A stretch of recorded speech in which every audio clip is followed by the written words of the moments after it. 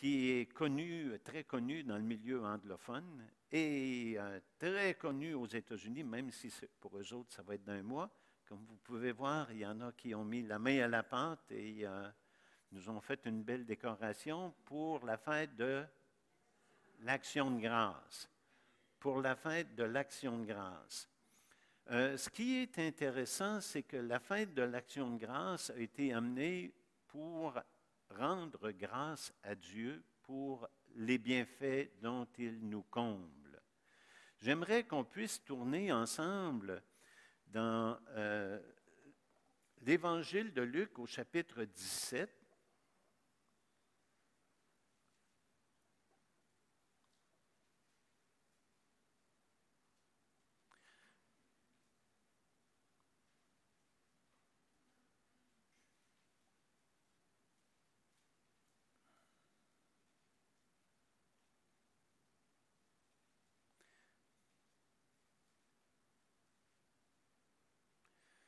Et on va commencer à lire au verset 12.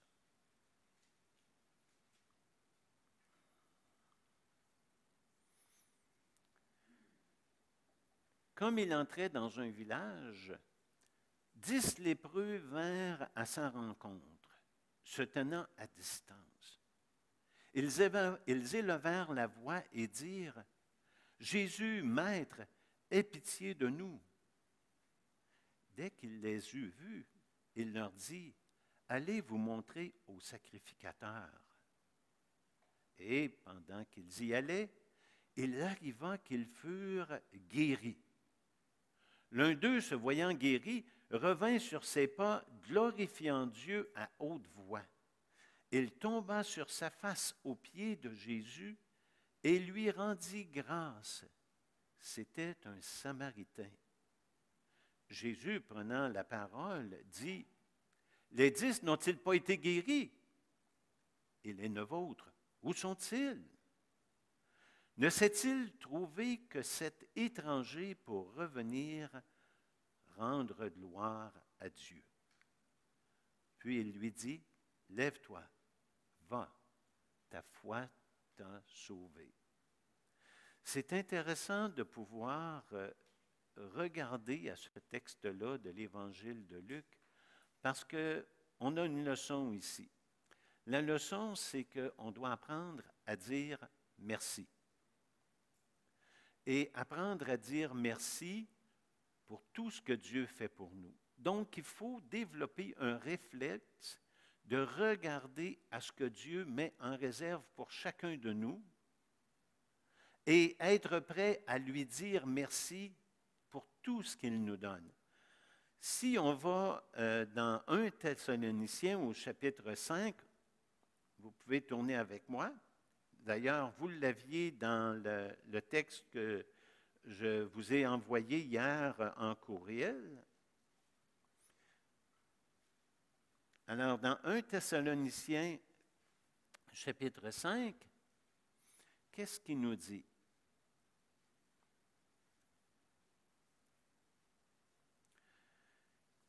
Il dit, « Soyez toujours joyeux, priez sans cesse. » Et au verset 18, il dit, « Rendez grâce en toutes choses, car c'est à votre égard la volonté de Dieu en Jésus-Christ. » Rendez grâce en toutes choses. J'aime bien ce que Paul écrit ici, toutes choses. Est-ce qu'on a développé ce réflexe-là de rendre grâce à Dieu en toutes choses? C'est moi qui vous parle ce matin, mais sachez que je me parle aussi. Je me parle parce que moi aussi, j'ai besoin de développer ce réflexe-là. Et souvent, je me rends compte qu'il y a des choses les choses où est-ce que, pour moi, c'est évident que Dieu me bénit, me comble, j'ai de la facilité à lui dire « Merci Seigneur, merci Seigneur ». Mais quand c'est des choses qui sont, à mon jugement, un peu plus, comment je dirais ça, de tous les jours, une situation de tous les jours, j'ai tendance à oublier de dire merci au Seigneur. Mais Paul, il me dit ici, rendez grâce en toutes choses. On voit que ce n'est pas naturel à nous. Et quand on parle de l'action de grâce, eh bien, il y a une chose qu'on doit savoir par rapport au mot grâce. Le mot grâce a deux sens. En anglais, c'est plus facile de distinguer parce qu'en anglais, il y a deux mots. Vous avez le mot Thanksgiving pour l'action de grâce, puis vous avez le mot grâce, comme par exemple dans Éphésiens 2, au chapitre 2, verset 8. C'est par la grâce que vous êtes sauvés. Et les deux mots ont une portée différente. Pourtant, ce sont les deux mêmes mots qui sont écrits là. Mais si on va avec notre texte de Luc au chapitre 17, le mot qui est là, c'est le mot en grec, tenez-vous bien, ce matin on va avoir le repas du Seigneur, Eucharistia. Est-ce que ça vous rappelle quelque chose? Eucharistia. C'est le mot Eucharistia qui veut dire tout simplement remercier, qui veut dire tout simplement rendre grâce, louer.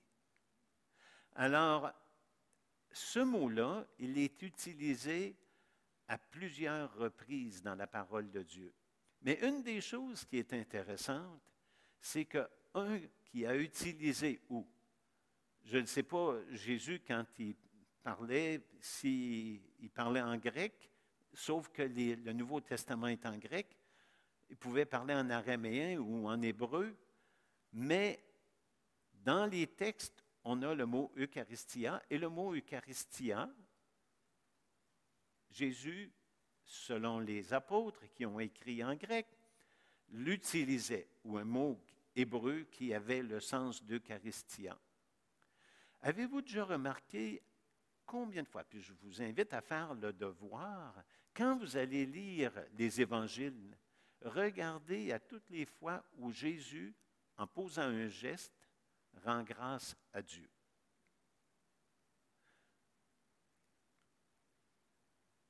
Alors, il remercie Dieu. Je te loue, Père Seigneur du ciel et de la terre, de ce que tu as caché ces choses aux sages et aux intelligents et de ce que tu les as révélés aux enfants. Et il y a plein de versets où est-ce que le mot Eucharistia est là. Jésus remerciait son Père. Si Jésus remerciait son Père, est-ce qu'on ne devrait pas nous le remercier? Qu'est-ce que ça nous montre, ça, le fait que Jésus remerciait son Père? La Bible me dit que Jésus s'est abaissé, qu'il est venu ici-bas dans un corps pareil comme le mien. Puis il est venu sur la terre pour prendre sur ses épaules le châtiment que moi je méritais. Et il s'est soumis à la volonté de son Père tout au long de sa vie. Il s'est soumis à la volonté de son Père tout au long de sa vie. Il y a des gens qui se servent de Jean 14, où est-ce qu'il est dit « Le Père qui m'a envoyé est plus grand que moi », pour dire que Jésus n'est pas une des personnes de la Trinité, que la Trinité, ça n'existe pas, que Jésus était en quelque sorte un homme simplement. Mais si Jésus avait été un homme simplement, puis qu'il était mort sur la croix, bien, on était fait parce qu'il est mort à la place de Barabbas. Il y aurait eu juste Barabbas qui aurait été sauvé.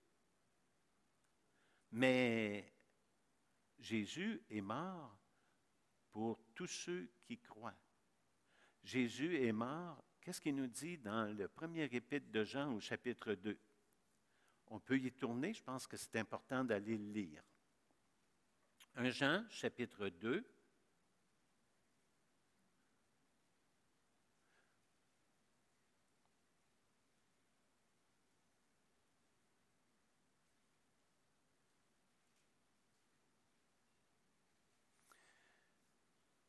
Alors, 1 Jean, chapitre 2, commençons au verset 1. « Mes petits enfants, je vous ai écrit ces choses afin que vous ne péchiez point. » Est-ce qu'il y a quelqu'un ici ce matin qui peut me dire, moi, ça fait au moins 2 ans que je n'ai pas commis un péché?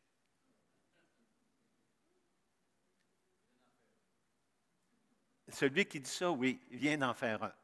Effectivement. Effectivement. Laissez-moi vous confesser que je loue Dieu de ce qu'il ne me les montre pas toutes. Parce que j'écraserais. Je me promènerais en dessous des chaises ici pour sortir. Mais Dieu me les montre au compte-gouttes. Dieu pratique l'homéopathie quand il vient la question du péché. Il nous donne ça au compte-gouttes. J'aime raconter qu'après ma conversion, là, j'ai vu des péchés dans ma vie. Puis j'ai vu des péchés que je me disais, si je peux-tu me débarrasser de ces péchés-là, Seigneur, après ça, là, je vais pouvoir te servir, ça va bien aller. Et je priais Dieu qui m'enlève certains péchés que je voyais clairement, que j'ai vus en me convertissant clairement, puis il était attaché après moi. C'était des vraies mouches à... Vous savez ce que je veux dire? Bien, à un moment donné, j'ai eu la victoire sur un, puis sur un autre, puis sur un autre. Hey, j'étais content, j'étais sur le bon chemin. Mais savez-vous ce qui s'est produit? J'en perdais un, puis j'en retrouvais un autre. Dieu me les montrait au compte-gouttes.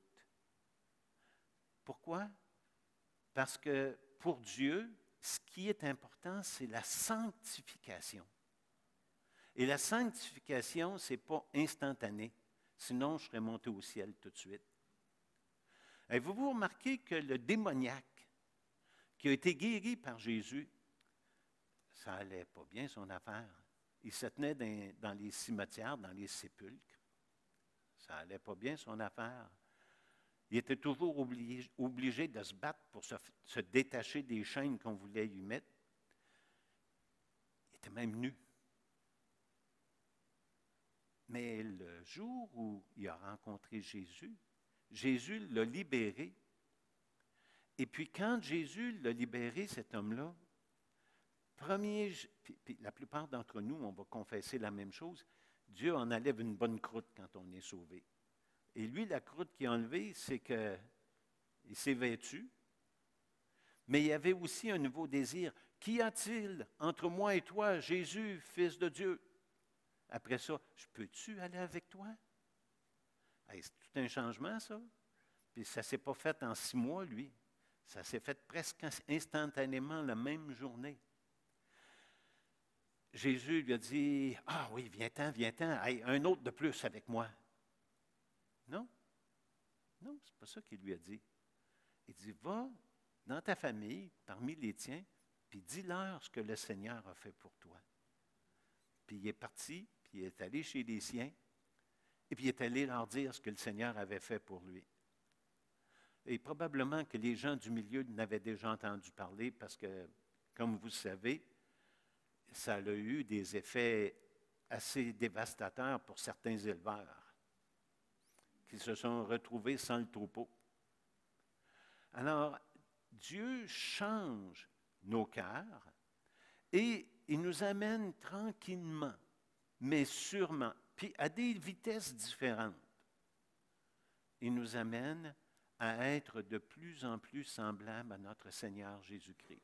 C'est là l'objectif, de nous amener à être de plus en plus comme Jésus. Et c'est ce que la Bible appelle la sanctification. Et ce que Dieu veut, il nous dit dans Thessaloniciens, ce que Dieu veut, c'est votre sanctification. Donc, il va nous travailler, puis il va nous transformer. Donc, mes petits-enfants, je vous écris afin que vous ne péchiez point. Il faut lutter contre le péché. On ne part pas avec l'idée que parce qu'on est chrétien, maintenant, on peut laisser aller les choses, pas grave. On est sauvé. On devrait avoir le souci, le désir de plaire à Dieu. Puis ça fait partie de notre merci un merci qui est pratique. On lutte contre le péché. Mais, comme il dit ici, afin que vous ne péchiez pas, c'est qu'on pêche encore. Et si quelqu'un a péché, nous avons un avocat auprès du Père, Jésus-Christ le juste. Et il n'arrête pas là. Il est lui-même une victime expiatoire pour nos péchés. Êtes-vous content de savoir que Jésus-Christ est mort pour nos péchés, qui a pris sur ses épaules le châtiment que nous méritions? Il est mort pour nos péchés, mais non seulement pour les nôtres. Wow! Non seulement pour les nôtres, mais aussi pour ceux du monde entier. Alors moi, je peux aujourd'hui, avec un cœur reconnaissant, aller autour de moi, voir n'importe qui autour de moi, puis de l'inviter à venir à Jésus. Pourquoi?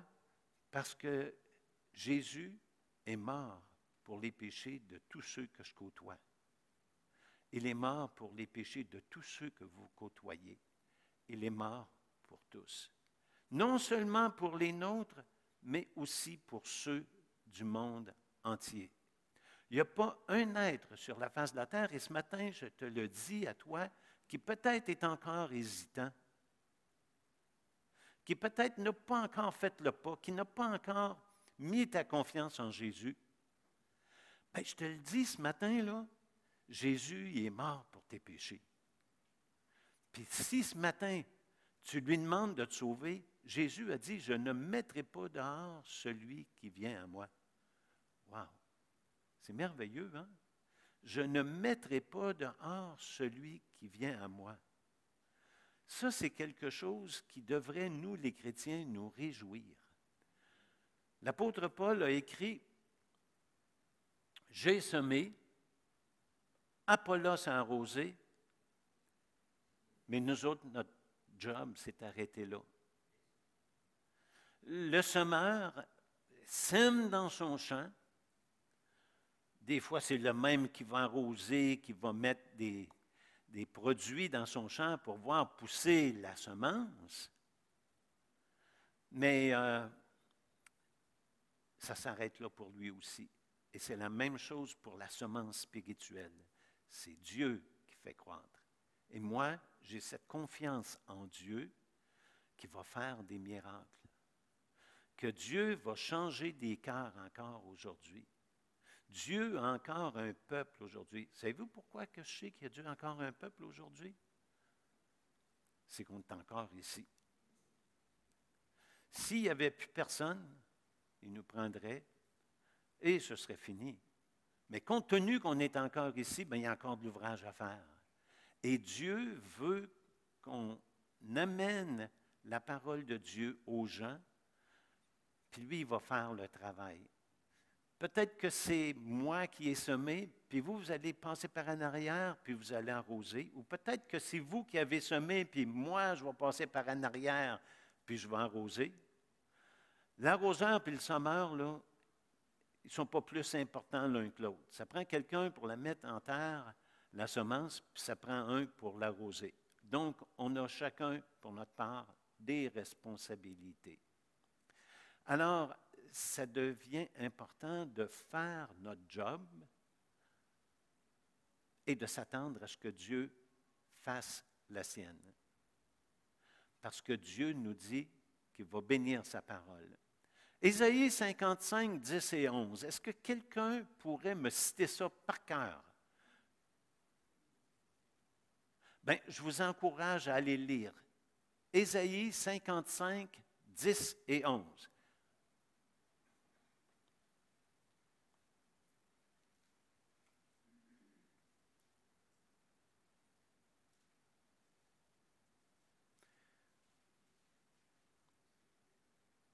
Alors, Ésaïe 55, versets 10 et 11. En fait, on pourrait commencer au verset 9.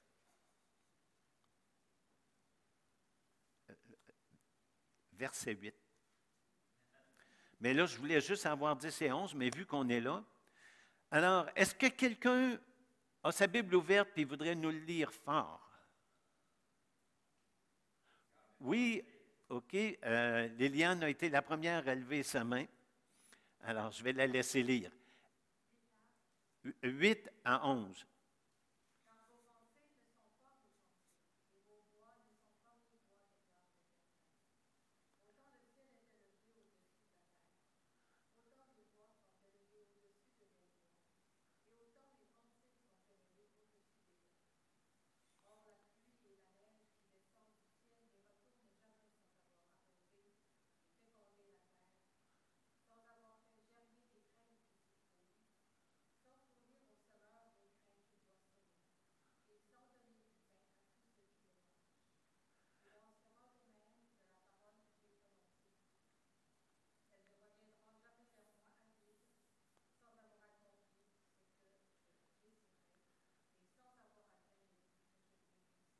Est-ce que tu pourrais relire le verset 11?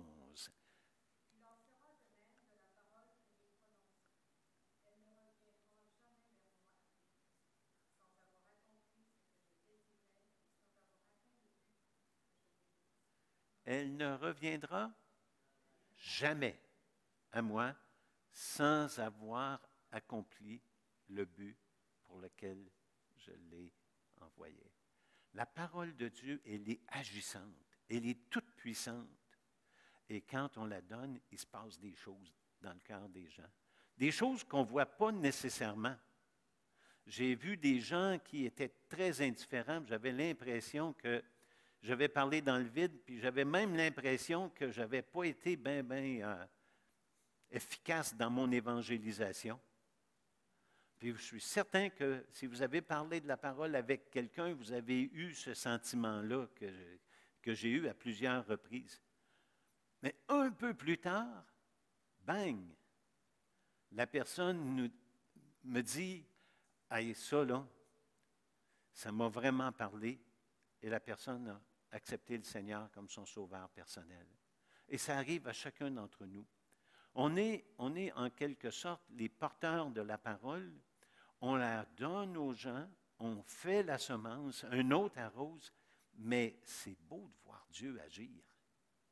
Une des choses que j'aime, vous savez que j'aime faire du vélo, et une des activités en vélo, bien, une période où j'ai mon activité, une de mes activités préférées, pour ne pas dire ma préférée, mais une des choses que j'aime, c'est que je fais la piste cyclable entre Plessisville et Princeville, et puis les gens, au printemps, ils sèment. Puis ce que j'aime, c'est quand je retourne, une semaine après l'autre, de voir les petites pousses. À un moment donné, là, les champs sont tous labourés, c'est noir, mais tranquillement, ça pousse. Mais il y a une chose que je n'ai jamais vue. Je n'ai jamais vu là, le cultivateur aller dans son champ semer sa semence, puis 3 jours après, vu que ça n'a pas poussé, il a repassé la charrue là-dedans, puis il en a remis encore. Puis 3 semaines après, vu que ça n'avait pas poussé, il a repassé encore, puis il en a mis. Il attend, parce qu'il sait qu'il a semé, il sait qu'il y a de la bonne semence, puis il sait que ça va pousser. Puis là, moi, je suis témoin de ça. Je m'en vais avec mon vélo sur la piste cyclable, puis je les vois pousser, je les vois pousser, je les vois pousser. Puis on se rend jusqu'à ce temps-ci de l'année là, où je les vois aller récolter la semence. Alors, nous, notre responsabilité, c'est de faire cela. Mais je reviens au principe de l'action de grâce. L'action de grâce, c'est que, en tant que chrétien, on doit rendre grâce à Dieu en toutes choses. Et quand on considère que le Seigneur Jésus, de son vivant, a à maintes reprises rendu grâce à son Père, lui qui était le Fils de Dieu, ben, j'ai un modèle devant moi. Et puis, si lui a rendu grâce, ben, je devrais moi aussi rendre grâce à Dieu. C'est peut-être que je ne vois pas encore assez toutes les occasions où je pourrais lui rendre grâce. Bien, à ce moment-là, on pourrait faire ce qu'on devrait faire, prier Dieu Seigneur, montre-moi ta main agissante dans ma vie, dans la vie des miens, dans la vie de mon entourage, dans la vie de ma municipalité, dans la vie de ma région, dans la vie de mon pays. Montre-moi, Seigneur, que tu es actif. Tu n'es pas assis dans ton ciel, dans ton lazy boy à attendre que les choses se passent. C'est la grande différence entre notre Dieu et le Dieu de la Bible. J'ai acheté un livre sur le judaïsme et j'ai été surpris de lire là-dedans leur description de Dieu. C'est vraiment, c'est pas dit comme ça, là, mais ça me donnait vraiment l'impression là, que Dieu, maintenant, là, un coup qu'il a créé, là, il est resté au ciel, puis là, il y a d'autres choses à s'occuper. Mais sachez que dans la Bible, puis vous le savez, je ne devrais même pas dire sachez, je vous rappelle que notre Dieu il est en action constamment dans nos vies, que notre Dieu nous connaît mieux qu'on se connaît. Peux-tu vous donner un exemple de ça? Moi, ce matin, je me suis peigné. J'ai vu des cheveux dans le lavabo.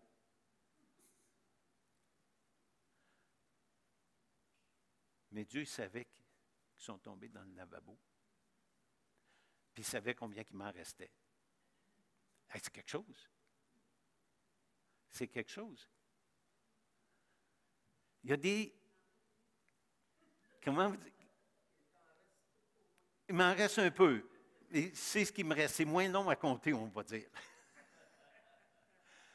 Mais Dieu est au courant de tout cela. Alors, on sait que Dieu, il n'est pas assis dans son ciel puis attend que les choses se passent. Il est en action parmi nous. Et la plus belle preuve qu'on a pour laquelle on devrait rendre grâce à Dieu, le louer, le remercier, c'est que son Fils est venu sur la terre pour prendre sur ses épaules nos péchés. Dans le deuxième épître aux Corinthiens, on peut y aller. Deuxième épître aux Corinthiens, chapitre 5.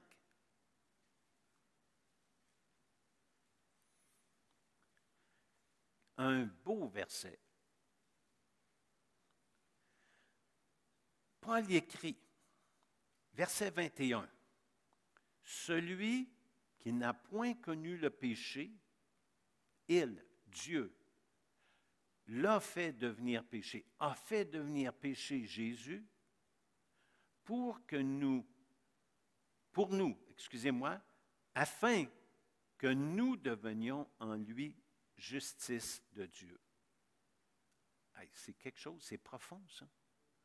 Il le fait devenir péché pour nous, afin que nous devenions en lui justice de Dieu. Est-ce que nous autres, on est prêts à dire maintenant, merci Seigneur? Vous vous rappelez notre lépreux? Notre lépreux qui est revenu et qui a dit merci à Jésus. Il a reconnu qu'il avait été guéri, mais les 9 autres ont-ils été guéris? Oui, ils ont été guéris. Est-ce que Jésus s'est dit, bof, pas grave, ils ont oublié? Non.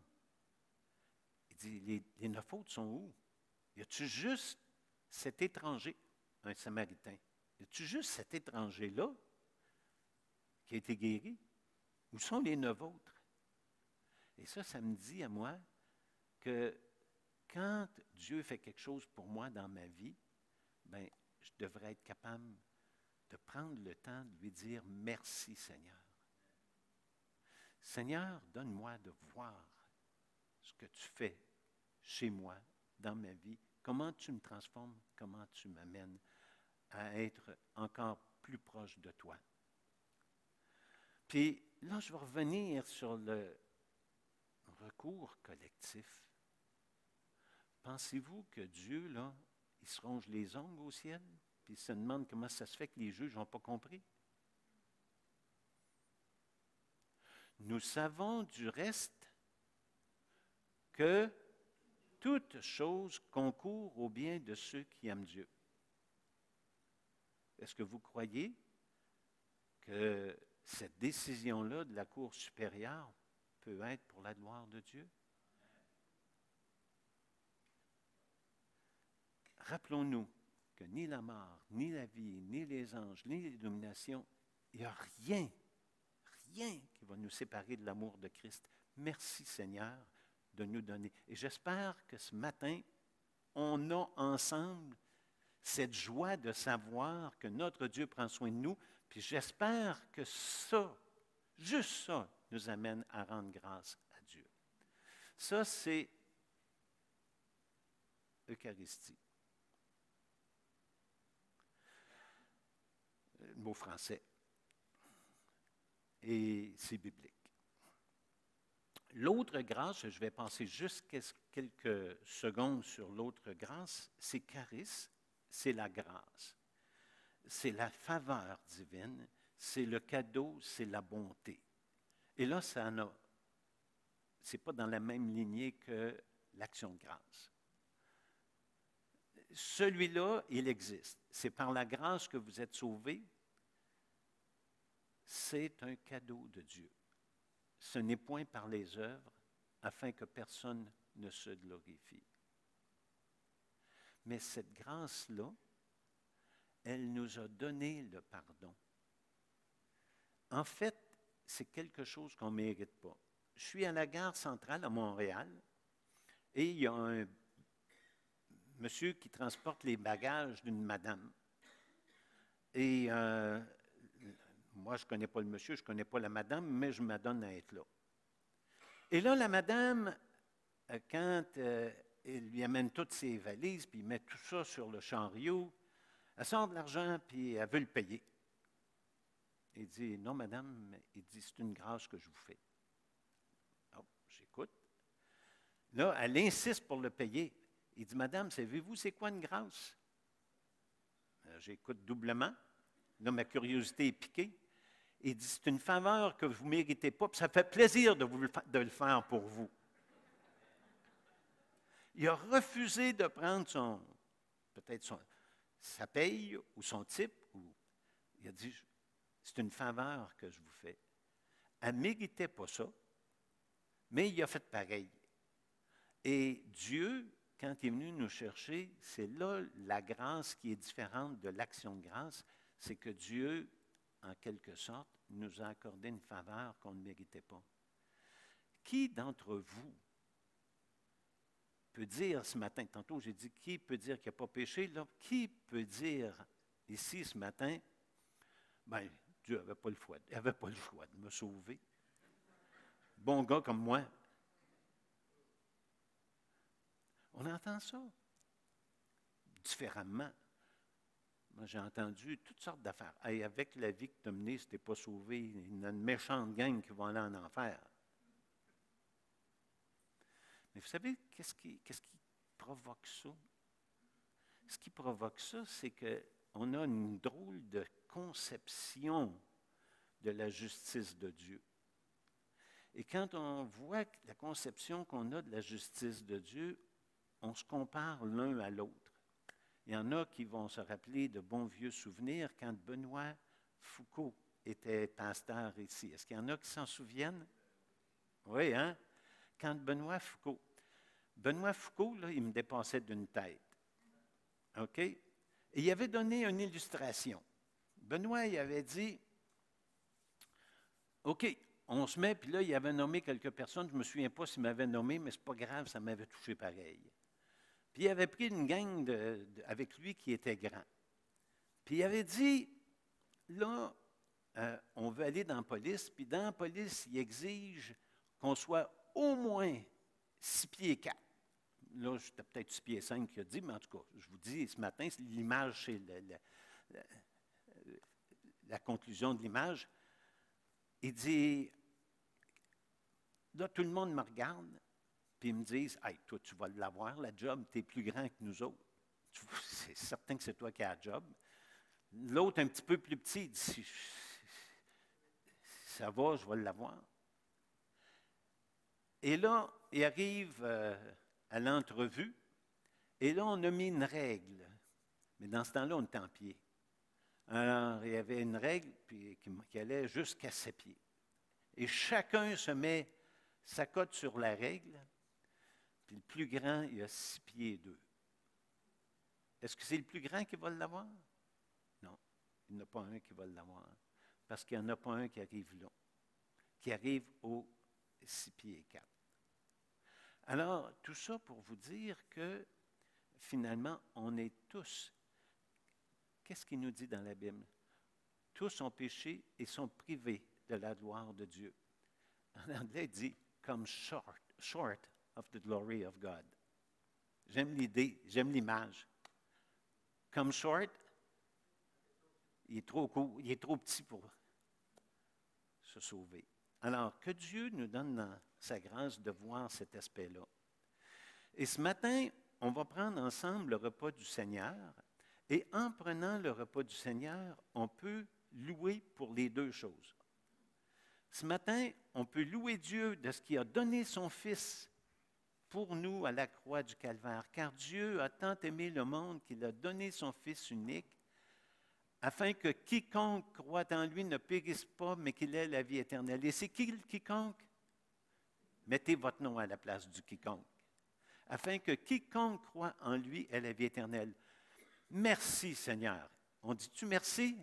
Merci Seigneur d'avoir donné ton Fils sur la croix. Merci Jésus d'être venu mourir sur la croix.